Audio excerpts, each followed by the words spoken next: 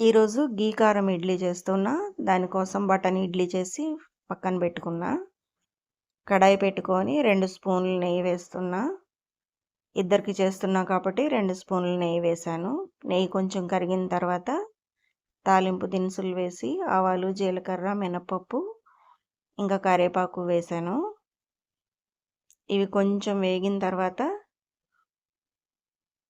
మన ఇడ్లీ వేసేసి కలిపేసుకోవాలి.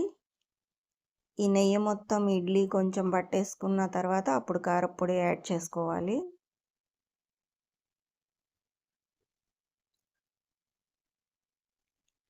ఇప్పుడు కారప్పొడి వేసేస్తున్నా. నేను ఇదే కారప్పొడితో గీ కారం దోశ ఇంకా పన్నీర్ దోశ ఇవి కూడా చేస్తానండి. కారప్పొడి రెసిపీ కావాలంటే లింక్ షేర్ చేశాను. అంతేనండి, గీ కారం ఇడ్లీ రెడీ.